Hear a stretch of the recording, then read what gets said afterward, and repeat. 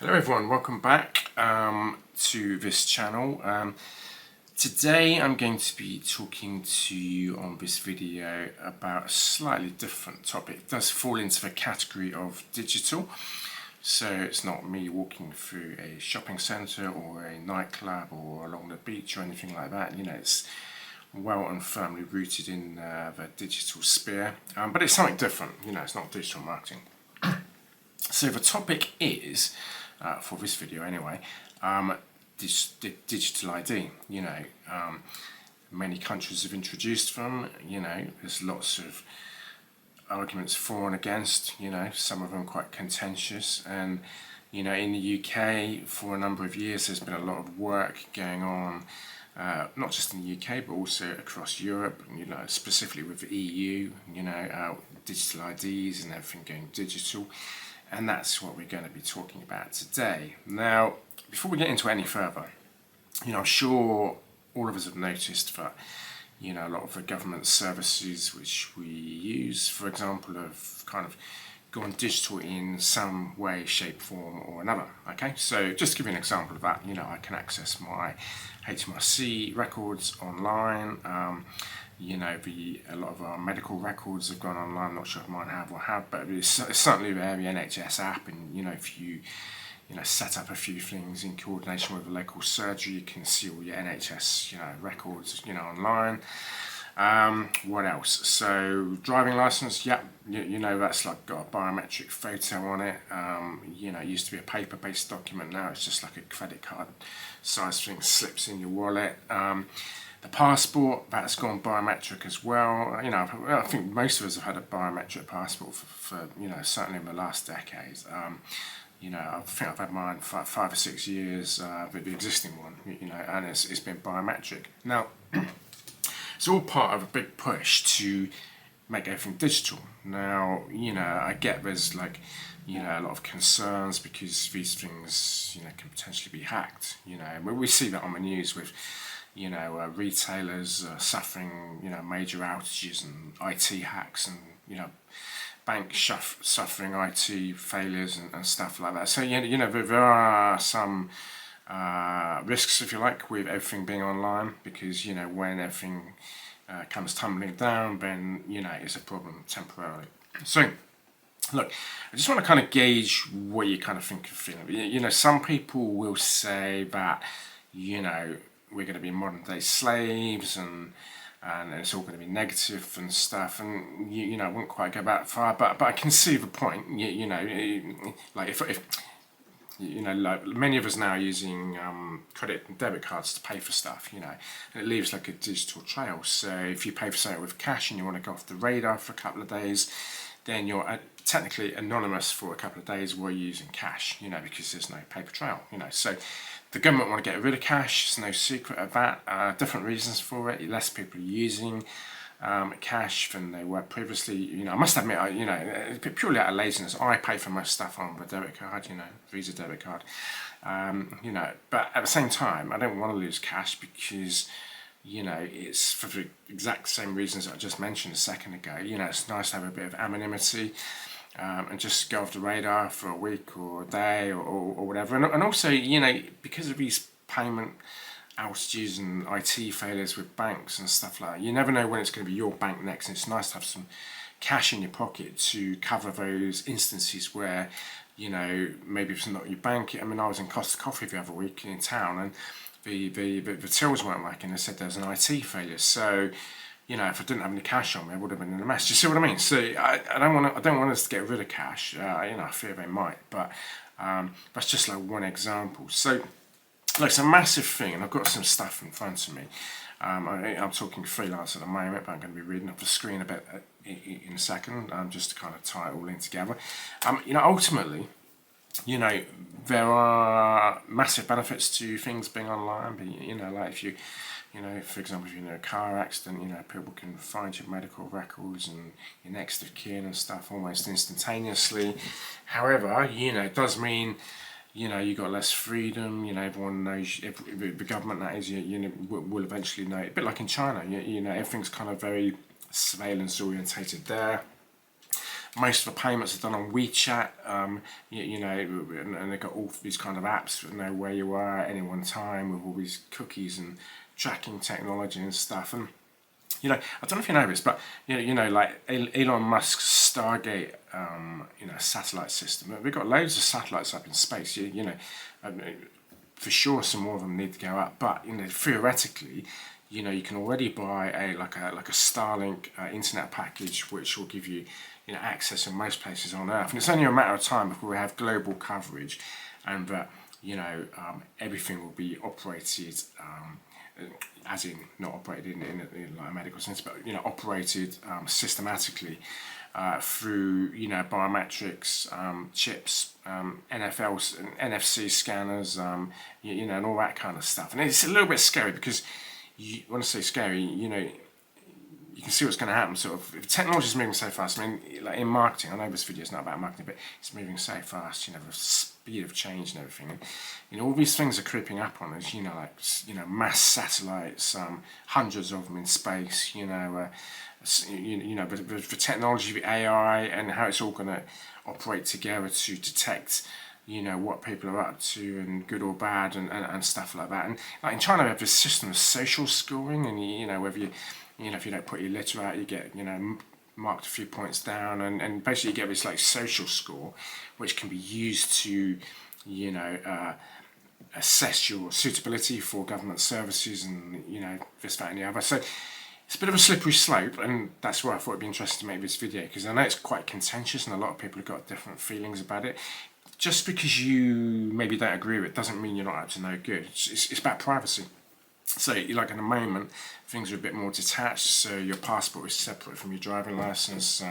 Your health records are separate from your passport, and your tax records are separate from. Do you see what I mean? So, but the way the government want to introduce this kind of digital ID, and the way it's going to go, and likewise in Europe as well, and other parts of the world, it's a bit scary because it can all be joined up together, and with regard to any potential new world order, countries joining together and stuff, and just join these systems up, and different states and governments will have access to all your details and stuff. I mean, even now, there's like a new,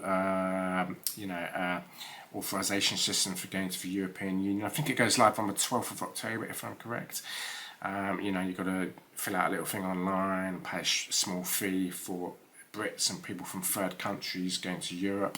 And it's valid for it might be 3 years. It's either 2 or 3 years. So, look, the speed of change is amazing. There's possibilities, good things that can come from it, but also, these things can potentially be used in a more sinister way if they fall into the wrong hands. So, do let me know what you think in the comments, guys and girls. Leave some comments. Let me know what you think, because I know it's a contentious subject, and not everyone agrees with it. And I don't think I kind of agree that everything should be, uploaded to the cloud and digitised and controlled by one government state. Do you see what I mean? Like, at the moment we've got different government agencies.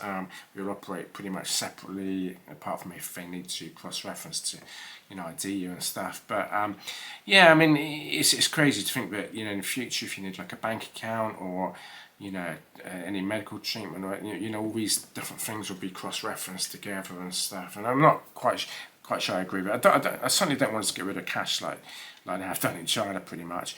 But look, I'm going to read off the screen for a bit. I've talked for too long freelance. So look, I'll just read out what it says here. It says the UK government is I'm reading this off Perplexity, by the way. It's an AI search engine. The UK government is advancing a comprehensive plan for a national digital identity. So the sun glare was on it. So for a national digital identity, backed by legislation such as Data Use and Access Act, which received Royal Assent in June 2025. So that was just like 5 or 6 weeks ago. The Act enables a formal digital verification service, DVS in brackets, framework, setting standards, governance and oversight to enable trusted, secure digital identities accessible to UK residents and businesses across a broad range of uses. Now, as I said, that can be expanded massively, and it's all going to come down to what kind of oversight or who has oversight over that. It's not undoubtedly going to be the government to some large degree. Many government services have already transitioned to digital formats, driven by Government Digital Services, GDS in brackets, which sets and leads the UK's digital government strategy. There was even talk not so long ago about the Bank of England conducting like a feasibility study into a digital currency, like a digital pound. So that, and it'll be interesting to see how and where that goes as well. Okay, carry on. So this includes key platforms like gov.uk, one login and digital public infrastructure services. The government has focused on making public services user-centric, joining up services, harnessing AI, as I mentioned, and improving digital leadership and skills. So, it's clear sort of, which way all this is going. Let's just scroll down. I went a little bit far then. So, like, a number of different countries have, I'll come on to that a bit later. So just bear with me one second. I've got a screen in front of me and I hit the mouse and just flew down to the absolute bottom of the page. So, okay, pros and benefits of the UK digital ID. Some of them I touched on when I was talking freelance in the very first part of the video, but I'm going to run through some of these again. Some of them I might have covered. So these are the pros and cons, okay? So governance and efficiency. Citizens can verify identity quickly without requesting paperwork or physical documents. Fraud reduction, estimated to save billions by reducing benefit fraud, tax evasion and identity theft. It's logical, especially if you get rid of cash. Cost savings could save billions by better targeting welfare, crisis support and reducing errors in tax collection. Economic growth, expected to boost economic output by billions through streamlined compliance and trust in digital transactions. Privacy control, digital IDs,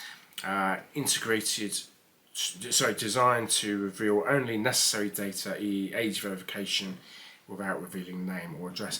You see that happening with the Online Safety Act. A lot of us different websites where they do have adult content, not necessarily saying that people are on those sites to look at adult content, but if you take something like X, it used to be called Twitter, they have adult content. So if you use X for legitimate purposes, you're going to get asked to verify your age ID sooner or later, now that the Online Safety Act is coming. Do you see what I mean? So, okay, so it's absolutely massive, this digital ID thing. So risks, challenges and concerns. This is interesting, isn't it?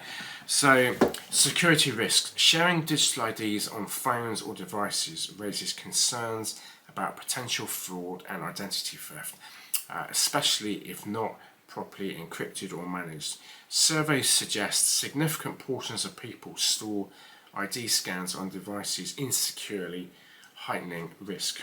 So, there is a risk there, isn't there? People, we all have so much information on our phones and, a lot of it's not encrypted or backed up. And, if you lose your phone, you could maybe just lose it in the supermarket or drop it in the car park or something. That's a risk, isn't it? So, okay, data management and privacy. How personal data is stored, controlled and shared remains a central challenge, demanding robust governance and transparency to prevent misuse.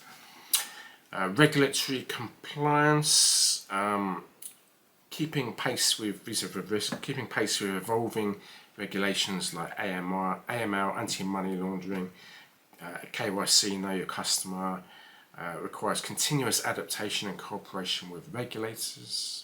So there's a lot of niggly, isn't there? In the small print and the risks and the challenges, and it's certainly not all black and white as you'd expect. With so many high risk things which could potentially go wrong with something like this. So, public trust and acceptance. This is a big one. There's ongoing debate about the UK's public willingness to adopt digital IDs widely due to privacy concerns, though recent polling indicates increasing support. It all depends how it's implemented and what these safeguards are and who's got oversight of it. and whether you're allowed to correct information which is held about you, which is, you know, wrong. You know, if you think about it, if you've got everything held together, you know, so, you know, tax records, pension records, so if it's a digital currency, digital pound that's introduced, and then you've got, you know, digital passport, you know, digital health records, you know, digital credit reference records, you know, do you see what I mean? You know, where does it end? You know, if all these things are joined together, and then you might apply for a job, and then you might get turned down for a job because all that stuff's linked together, and some of it might not even be relevant for a job. Do you see what I mean? So, you know, I'm just talking out loud, you know. So, okay, equity and inclusion. Care must be taken to ensure digital ID services are accessible to all citizens, including those without smartphones or without digital literacy challenges. Yeah, that's a good point. You see, I mean, you know, obviously, you know, my age group's quite sort of digital savvy, and, you know, I've got laptops, smartphones, and most of us have. But, you know, there's a lot of people equally my age who, you know, they work in a different area, do something physical for a living, maybe like carpentry or fishing or, I don't know, driving or whatever it is.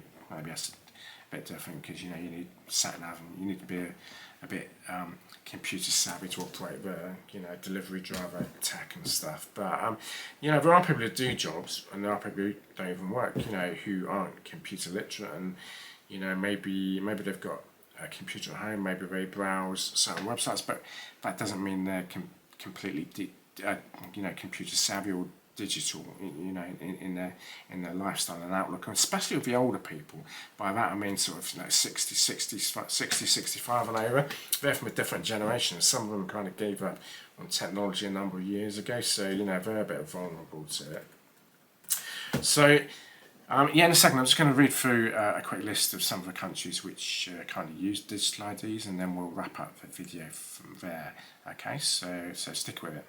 Okay, so just picking up from where I left off, these are some of the countries which currently use digital IDs currently. So Estonia, pioneer. Estonia operated a national ID system for over 2 decades. It started with a physical card integrated with digital credentials and evolved to include mobile ID.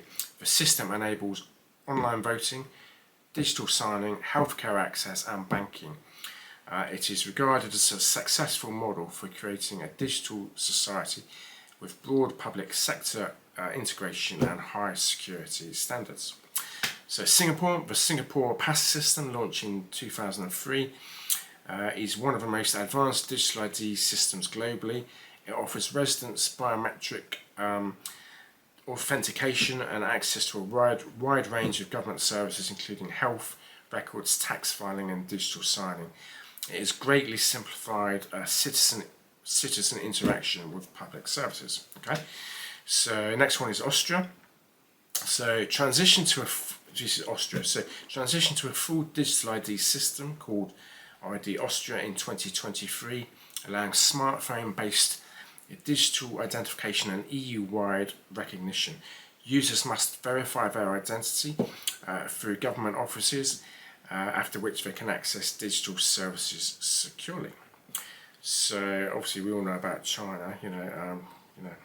So China launched a government-controlled digital identity system in July 20. Yeah, I think the date's wrong. It says July 2025, but that's nonsense because it's been going for years. So some things are wrong with this. So I'll try and find the correct date that was launched and put it in the description for you. Offering a unique online identity token for digital verification. It supports privacy protections and complies with strong national cybersecurity laws, tying the ID to mobile phone users. You know, in China, a lot of people pay by WeChat, you know, so they don't have cash, and a lot of tourists who've gone there have found that they've been caught out on the hop at the airport. There's very, very few places, maybe at the actual airport airside, you know, maybe they accept cash because they've got bureau de change, but once you get landside, you know, you can, or even airside, you can be a bit stuck. And I've heard a few YouTubers say that, you know, they've landed in mainland China to film a vlog, and they've had money on them and haven't been able to use it, and some locals had to help them set up, you know, WeChat or something similar, or, you know, Google Pay or whatever it is. So yeah. Right, South Korea introduced a digital version of the resident registration card. secured by blockchain and biometrics. The digital ID replaces the physical card for mobile banking and financial transactions, and is tied to specific smartphones for security. Now, as more countries kind of, embrace this digital ID, and as it becomes more evolved, and we all know what's going to happen. They're going to get introduced, and more things are going to be pegged onto it or tagged onto it, as the system enables. And eventually you'll find that you've got one ID for everything, and you can potentially, I think it can definitely be drawbacks. If you apply for some kind of job, and there's some kind of blemish in one particular area of your life, you might not get that job because all that ID is, linked together, whereas at the moment it's all separated, broadly speaking. So that's just like one example. Or say, for example, if there's something else that's maybe, a bit blemished or not quite right in any particular area of your life, either past, present, or whatever, then that could prevent you from getting the medical treatment you need, or you might have to pay for it up front and claim it back. Do you see what I mean? There's all kinds of implications. It's not black and white. So look, you got the idea. I just wanted to make a video about it. It's been on my mind for a while, actually. I thought it was quite a good video topic to make. But do let me know what you think in the comments. I really would be interested to get your feedback, especially if you're British, because obviously I'm based in the UK. I'm a British YouTuber, so part-time YouTuber that is. So yeah, let me know what you think, guys. Thank you for listening, thank you for watching, and have a good weekend, and I'll see you next time.